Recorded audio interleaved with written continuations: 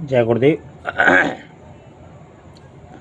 और देखिए, यक्षिणी, चुड़ैल, बेताल, इनकी मैं सिद्धियां करना चाहता हूँ और इनकी शक्तियाँ प्राप्त करके मैं सिद्धियाँ प्राप्त करना चाहता हूँ। ये प्रश्न तो ठीक है, लेकिन प्रश्न होने के साथ साथ में उत्तर भी प्राप्त होना चाहिए। और यक्षिणियाँ, चुड़ैल और बेताल ये बहुत चमत्कारी शक्तियाँ हैं और मैं इन्हें प्राप्त करना चाहता हूँ। और तंत्र में इनका बहुत बोलबाला है। तो ये देखिए, ये सारी चीज़ें ठीक हैं और सारी चीज़ें ठीक होने के साथ साथ में हाँ, ये बात सत्य है कि ये शक्तियाँ पावरफुल है, लेकिन आप इस शक्ति के कितने योग्य हैं इस बात को समझने का भी प्रयास कीजिए। संसार बहुत बड़ा है और हमारी योग्यता कितनी है, हमें उसके हिसाब से अपनी ड्यूटी करनी चाहिए। उसके हिसाब से हमें अपना लेवल पास करना चाहिए। व्यक्ति चाहता बहुत कुछ है, लेकिन चाहने से हमारे कुछ भी नहीं होता है जगत में। बहुत सी चीज़ें ऐसी हैं जगत में जो हम चाहते तो हैं लेकिन प्राप्त नहीं होती हैं, और प्राप्त होना ही सबसे बड़ी उपलब्धि है। ये एक अलग लेवल की बातें हैं। देखिए, सबसे पहले तो मैं तंत्र साधक हूँ, ये बात सही है, मैंने तंत्र साधना की हैं, उनका अनुभव प्राप्त किया है। लेकिन अब आगे मैं इस चीज़ों पे कम समय देना चाहता हूँ। जो व्यक्ति के लिए सरल है, जो व्यक्ति के लिए आसान है और जिससे सुख प्राप्ति होती है, मैं वो देना चाहता हूँ। व्यक्ति मेरी बात को समझ नहीं रहा है, व्यक्ति मेरी बात को तवज्जो नहीं दे रहा है, क्योंकि अब तक मैंने ये भी बात सत्य है कि मैंने जितने भी अपने वीडियो अपलोड किए हैं तो वो मैंने तंत्र पे ही उपलब्ध अपने वीडियो अपलोड किए हैं। ये बात सत्य है, ये उतनी ही सत्य है जितनी मैं कह रहा हूँ। लेकिन एक बात यह भी सत्य है कि मैंने अपने चैनल का जब नाम रखा था और मैंने इन बातों को अपने शब्दों में कहा भी है कि आरके मल्टीनेशनल, मल्टी का अर्थात मल्टी का जो अर्थ होता है मल्टीनेशनल,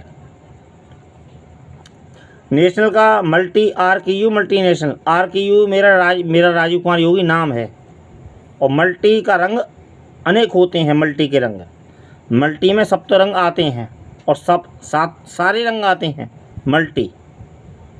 मल्टी के सारे रंग आते हैं। और नेशनल का अर्थ होता है, नेशनल का अर्थ होता है जो नेशनल रिपोर्टों को दिखाए। ये मेरा प्रमुख अर्थ था इस चैनल के नाम रखने का। लेकिन आपने केवल तंत्र समझ लिया, ये आपकी नासमझी है। मैंने शुरू में भी कहा था कि हर सब्जेक्ट मेरा विषय है, हर सब्जेक्ट मेरा विषय होने के साथ साथ में, क्योंकि मैंने जो धारा अपनी इच्छा रखी थी गुरु चरणों में कि मैं जगत को समझ सकूं और जगत में क्या रंग हैं और जगत के कितने रंग हैं, मैं उन चीज़ों को समझ सकूं और उनको व्यक्त कर सकूं, मेरी ऐसी कामना है। मैंने गुरु चरणों में, सदगुरु चरणों में ऐसी प्रार्थना रखी थी और सदगुरु चरणों में प्रार्थना रखने के साथ साथ में मैंने यह कामना की थी और उन्होंने मुझे उसका उत्तर जो मुझे फलस्वरूप मिला कि सारा जगत को देखो, भोगो, साधना करो, उपयोग करो और उसका परिचय स्वयं दो। गुरु जो चाहता है, गुरु जो शिष्य सर्वप्रथम जो अपनाता है वो उसी को अपनाता है जो गुरु बनने के योग्य हो, यहाँ पर जो गुरु बनना चाहता हो। गुरु उस शिष्य को नहीं अपनाता है जो तर्क वितर्क करता हो, यहाँ पर जो स्वयं को आगे करना चाहता हो। गुरु उस चीज़ को पसंद नहीं करता है। सदगुरु जो होते हैं उस चीज़ को पसंद नहीं करना चाहते हैं, क्योंकि सदगुरु स्वयं ज्ञानी होते हैं। वो ऐसा शिष्य चाहते हैं जो शिष्य बन सके। गुरु तो स्वयं बन जाता है, जो शिष्य बनने के योग्य है, जो शिष्य बनता है वो स्वयं गुरु बन जाता है स्वतः ही। उसमें ये योग्यता होती है, जो झुक सकता है वो झुका भी सकता है। अर्थात जो शिष्य है वो गुरुत्व को प्रकाशित करता है। अर्थात गुरु कृपा ही उस पर होती है, गुरु की कृपा सब पे होती है। ये बात नहीं है। इस बात को अलग अलग अर्थों में, अलग अलग मायनों में इस बात को समझिए। शब्दों का अलग अर्थ होता है, शब्दों के बड़े मायने होते हैं। शब्द स्वयं ब्रह्म है, शब्द स्वयं ब्रह्म है और शब्द के बिना व्याख्या नहीं हो सकती है। शब्दों के बिना ब्रह्म की अनुभूति नहीं हो सकती है।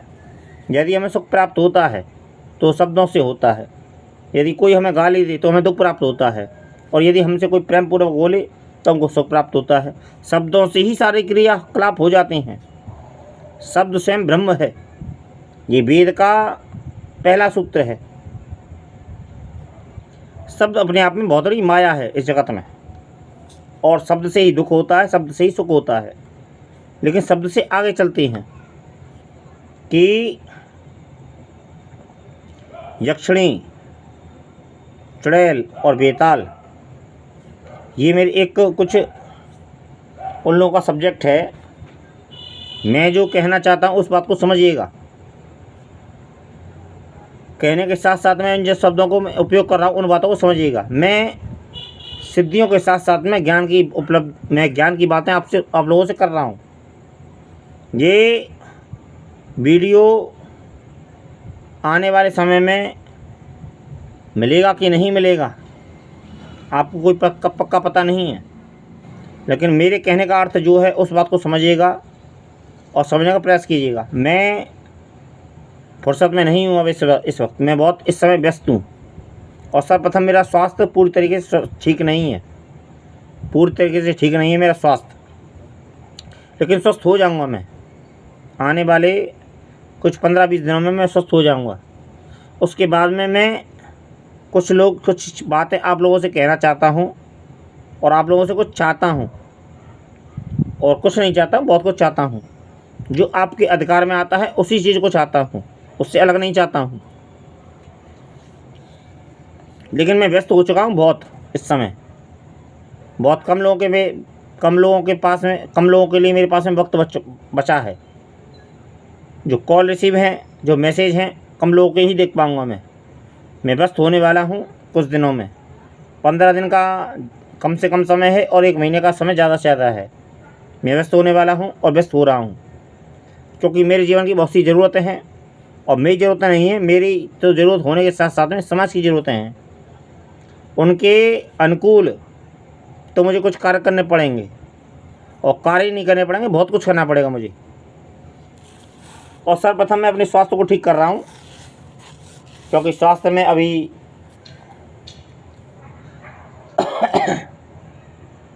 एक अलग समय चल रहा है। तो इस समय बीमारियों का ऋतु चल रही है, बीमारियों की, और हवा चल रही है एक। तो उसके हिसाब से परिवार में और समाज में हमारे बहुत से लोगों को देखना पड़ता है जो हमारे काम आने वाले हैं। तो कहने का अर्थ मेरा केवल इतना है, यक्षिणी, चुड़ैल और बेताल सिद्धियाँ प्राप्त करना चाहता हूँ। तो देखिए, कीजिए आप, कोई आपत्ति नहीं है। मेरे पास में यूँ तो यक्षिणियों के ही मंत्र हैं, और चुड़ैल के ही मंत्र हैं, और बेताल के ही मंत्र हैं।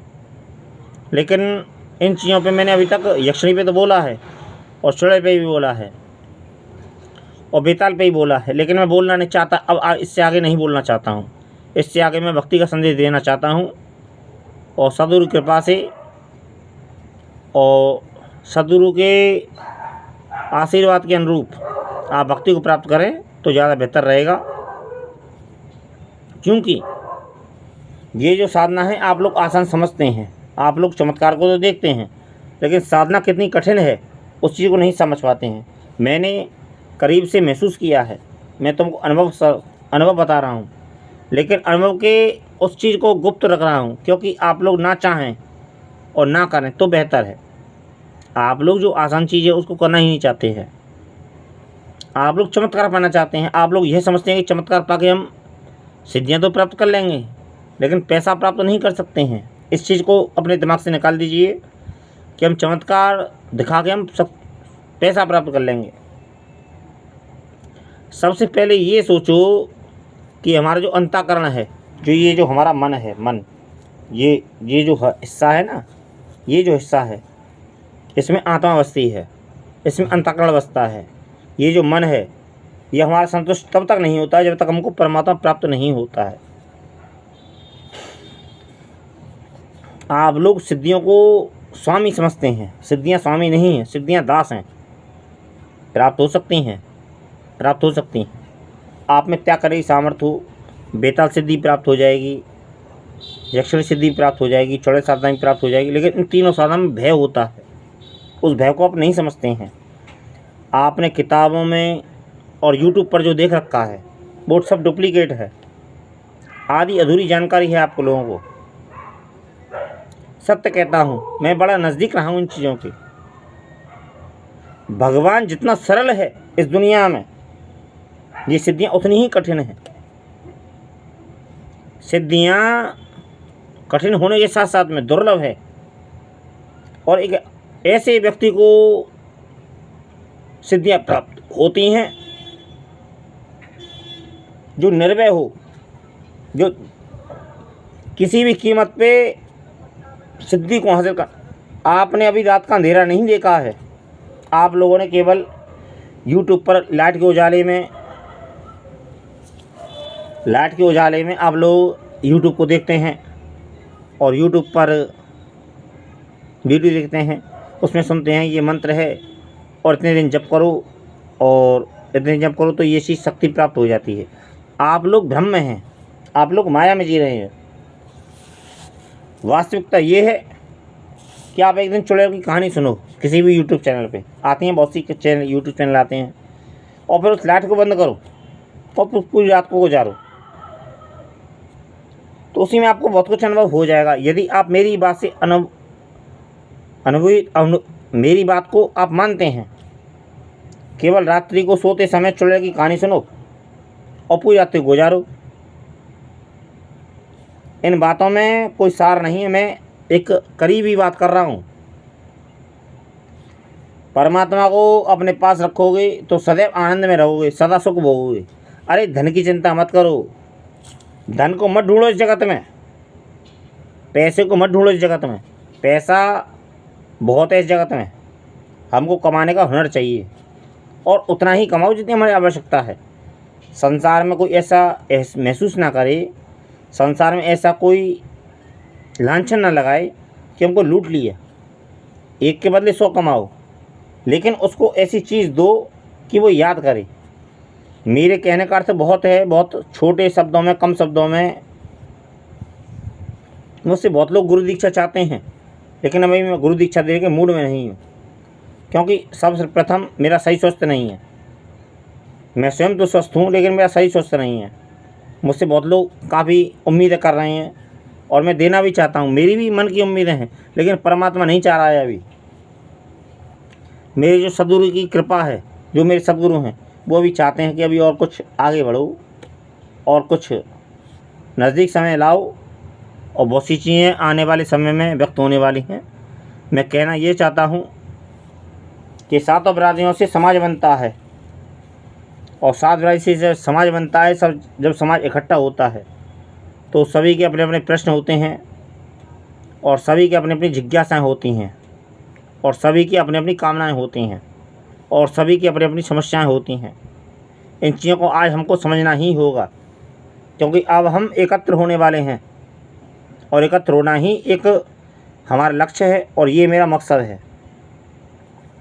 मैं जिन गुरुओं का शिष्य हूँ उनकी संप्रदाय नहीं है, वो अखंड हैं, अर्थात वो त्यागी हैं। और कहने का अर्थ ये कि वो किसी संप्रदाय से नहीं है। वो 7 समाज, 7 बरादरियों को, वो उस परम सत्ता के ना तो लोभी हैं, ना वो भोगी हैं, वो योगी हैं।